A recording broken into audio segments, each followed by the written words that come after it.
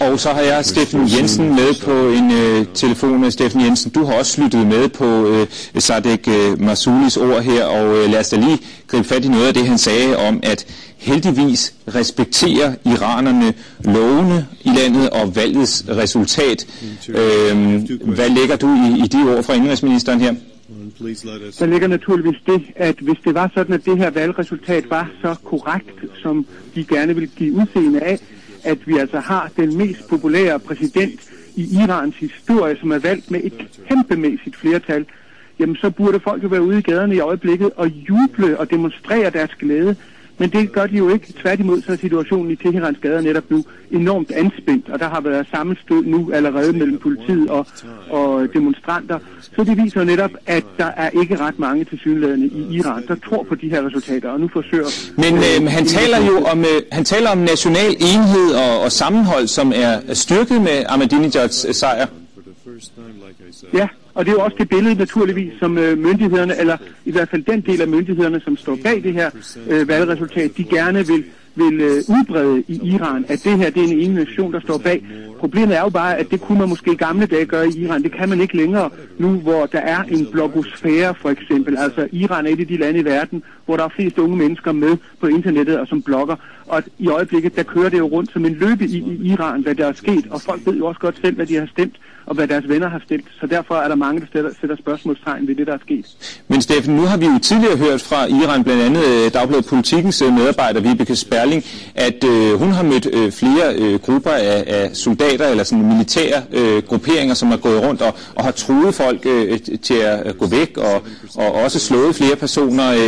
Er der overhovedet plads til det her ulmende oprør, som du taler om? Må vi ikke forvente, at revolutionsgarden vil slå hårdt ned på hvilken som helst opposition? Det tror jeg også. Jo, det tror jeg også. Sikkerhedsapparatet og revolutionsgarden i Iran er simpelthen så stærke og så magtfulde, at de tolererer overhovedet ikke noget som helst tilløb til opstand eller revolution.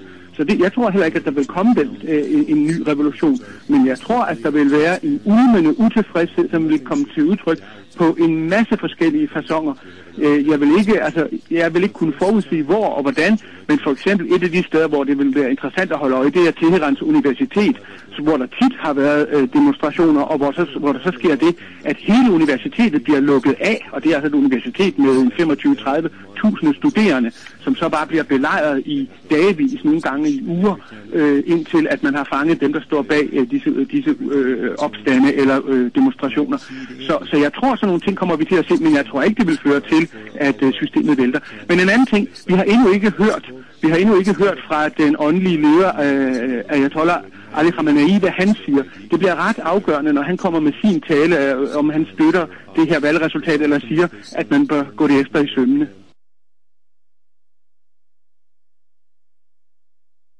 Og nu har vi vores mellemøstkorrespondent Steffen Jensen med på telefon. Og Steffen, er du overrasket over Ahmadinejads tilsyneladende store sejr nu? Det tror jeg alle, der har fulgt den iranske valgkamp, er, og også alle, som er eksperter i iranske forhold, fordi eksperterne har hidtil sagt, at hvis der er en høj valgdeltagelse, så stiger reformbevægelsens chancer for at vinde, hvorimod at Ahmadinejads chancer stiger for at vinde, hvis der er en meget, meget lav valgdeltagelse. Og her har vi jo lige set præcis det modsatte, at Ahmadinejad påstår, at han har vundet ved en nærmest historisk høj valgdeltagelse i Iran. Altså i virkeligheden så skulle 2/3 af iranerne faktisk støtte Ahmadinejad og den ledelse og den politiske linje, han har ført. Og det er det direkte modsatte, man fornemmer, når man er i Iran.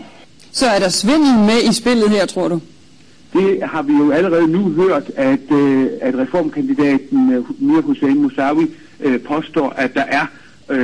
Og i og med, at han gik ud meget, meget tidligt, det var jo i sig selv også lidt opsigtsvækkende, at Mousavi gik ud, mens under 20% af stemmerne var optaget og påstod, at han havde vundet. Og det var der naturligvis ikke nogen, der kunne påstå på det tidspunkt.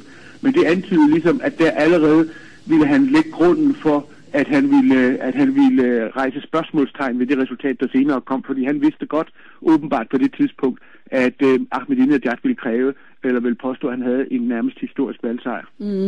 Og før valget, der blev der jo talt meget om, at de unge iranere ville have mere frihed, og kvinderne skulle have mere frihed. Hvad betyder det nu? Hvad er der blevet af alt det nu? Det betyder simpelthen, at når vi når ganske kort tid på den anden side af det her valg, så vil den frihed, som der nok var op til valget, en frihed, som jeg tror, de fleste, der har besøgt Iran, ville være overrasket over, hvor omfattende frihed der faktisk har været, den vil nok gå baglæns igen, fordi du vil nok se forsøg på at lufte utilfredsheden med det her valgresultat, og det vil få myndighederne til at slå bak. Så når vi nu har set kvinder for eksempel gå langt mere frit påklædt, og vi har set unge mænd og kvinder holde hinanden i hånden og sådan nogle ting, alle disse mange ting vil formentlig gå baglæns igen. Hvorfor vil de gå baglæns? Fordi det var jo også Ahmadinejad, der sad før. Ja, men der var det simpelthen den almindelige opfattelse, det hørte jeg fra utrolig mange mennesker i Teheran i forrige uge, at alle de her friheder, vi har, sagde folk til mig, de vender rundt efter valget, hvis det bliver Ahmadinejad, der vinder. Mange mennesker, de opfattede dem kun som en slags valgflæsk, der skulle få folk til at stemme på Ahmadinejad. Hvad kommer Ahmadinejads valg til at betyde for situationen i Mellemøsten? Det kommer jo til at betyde, at han vil nu kunne påstå, at den linje, han har kørt, den udenrigspolitiske linje, han har kørt, som har været kendetegnet ved at primært være anti-israelsk og anti-amerikansk, den vil fortsætte. Og de forhåbninger, der havde været i omverdenen til, at en ny præsident måske ville have åbnet for forhandlinger om Irans atomprogram, det vil heller ikke komme til at finde sted. Så på den måde kan man sige, at isolationen af Iran vil fortsætte, ustabiliteten vil fortsætte, og det vil også betyde, at udenlandske firmaer og selskaber vil være uvillige til at investere i Iran, og dermed så vil vi også se, at den økonomiske krise, Iran har befundet sig i, formentlig vil fortsætte, med mindre oliepriserne pludselig vil ende med at stige astronomisk, hvad der er ikke noget, der tyder på, de vil. Tror du, at iranerne vil finde sig i det her, hvis det virkelig viser sig, at der er tegn på, at der er blevet fusket med stemmerne? Jeg tror, at der vil være forsøg på at vise utilfredshed med det her resultat, men man må ikke glemme, at Iran har et ekstremt veludviklet sikkerhedsapparat, og de har denne frygtede revolutionsgarde, som allerede har sagt, at de vil ikke acceptere nogen form for forsøg på revolution eller opstande eller oprør. Så hvis det er sådan, der kommer, og vi har allerede set i dag, har der været et forsøg på at lave en demonstration af Mousavi-tilhængere i Teheran, men det er allerede blevet sat en stopper for. Der er masser af politi i gaderne i Teheran i øjeblikket for at forhindre vredesdemonstrationer. Så jeg tror, vi går en lidt usikker tid i møde i Iran, men jeg tvivler på, at der kommer virkelig sådan grundlæggende oprør eller en ny revolution. Tak skal du have, Steffen Jensen.